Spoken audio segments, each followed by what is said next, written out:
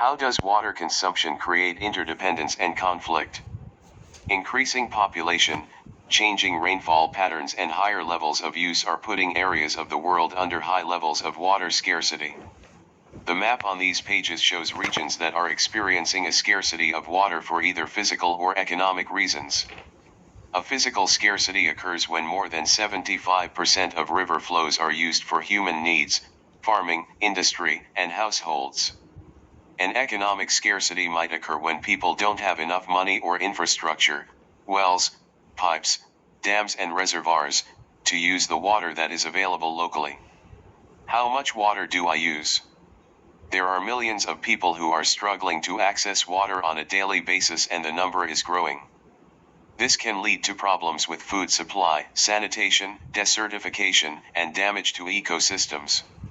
Many rivers flow across national borders, so conflict over access to fresh water in the future is inevitable. People in the United Kingdom use an average of 160 liters of water each per day. This is more than the average use per person of Burkina Faso, Niger, Angola, Cambodia, Ethiopia, Haiti, Rwanda, Uganda, and Mozambique added together. The average person in the USA uses an astonishing 575 liters each per day.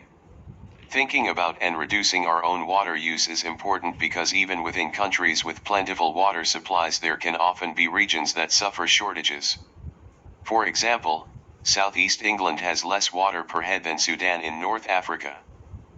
In addition to this, there are financial and environmental costs, pollution and CO2 emissions, for example, involved in collecting, treating, and pumping water to homes, as well as potential damage to ecosystems by over-abstraction of water. Thames Water Utilities Ltd has even built a desalination plant to use in times of high demand in London. These plants use huge amounts of energy. Jump by 50%, with the need for fresh water rising by 30%. Much of this growth will occur in less economically advanced areas of the world which are already using significant amounts of their water to grow food and manufacture products for consumption as the UK and USA.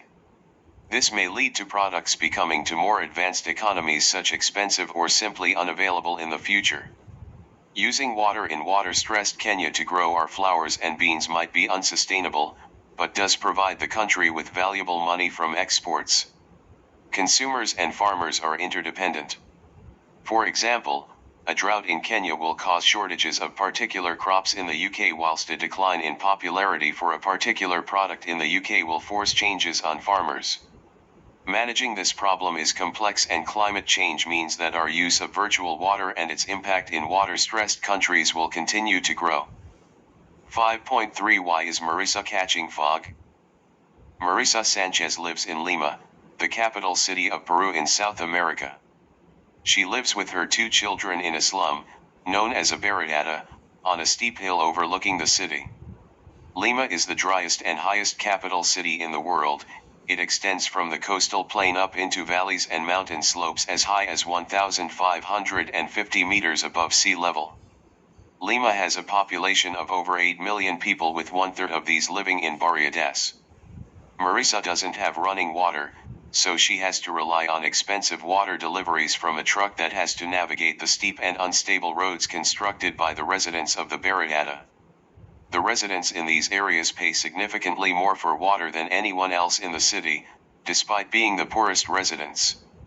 Marisa has an outside toilet which drains into a pit she has dug herself. Lima has an arid subtropical climate, but due to the cold Pacific waters, it is much cooler than might be expected for a subtropical desert. Humidity is always high, which leads to fog on summer mornings when the land is warm and the air cool, and persistent low cloud in the winter. The cool, stable, moist air from the Pacific Ocean warms over the land and rarely gives rain. River has a critical function in Peru. It provides farmers in the mountains with water for drinking and crops before being used to support vital mining industries, which can pollute the water. It is used to generate electricity and then finally as drinking water in Lima. Water droplets from fog have condensed on this tree. How giant nets can be used to create artificial condensation surfaces. The water droplets condense on the nets and then fall to the bottom to be collected for drinking of channeled to crops. How does water consumption create interdependence and conflict in Peru? This lush green valley floor is in the Ica Valley, southeast of Lima. Despite being in the arid coastal plain, this area is vital for growing crop, not for Peruvians, but for export to developed nations in Europe and North America. Underground water stores, known as aquifers, are fed by melting ice and rivers. Water passing over permeable ground will infiltrate the soil and then percolate into the underlying porous rock. The top of the underground area that is saturated or full of water is known as the water table. Using boreholes, it is possible to extract this water and to irrigate dry land, which can be used for growing crops. However, this can reduce water availability downstream and cause pollution from pesticides and fertilizers. Due to the abstraction of water here, which has been financed by the World Bank, Peru has been able to grow asparagus all year round. This one seasonal vegetable is in high demand in rich countries, and Peru has become the largest exporter of asparagus in the world. Peruvian asparagus export will make an estimated $570 million in 2014. The industry employs over 10,000 people. Many of the farms are owned by large corporations. These large-scale export farms have been allowed to buy up the rights to water supplies, leaving small farms reliant on wells that are drying up. The USA is the largest importer of asparagus, with over 174 million pounds imported annually. Asparagus is a thirsty vegetable. The USA water footprint resulting from importing asparagus is an incredible 93 million cubic meters of Peruvian water a year, enough to fill 37,000 Olympic swimming pools. The asparagus industry abstracts over 317 million cubic meters per year from the Ica Valley aquifer. This intensive irrigation does not use the latest technology, so can be wasteful. The aquifer has fallen by as much as 8 m in some places. Villagers surrounding the Ica Valley have reported difficulties in accessing drinking water and water to feed their own crop. Farmers are noticing the loss of water, so are beginning to change crops. Blueberries, grapes, and pomegranates are all being increasingly grown for export.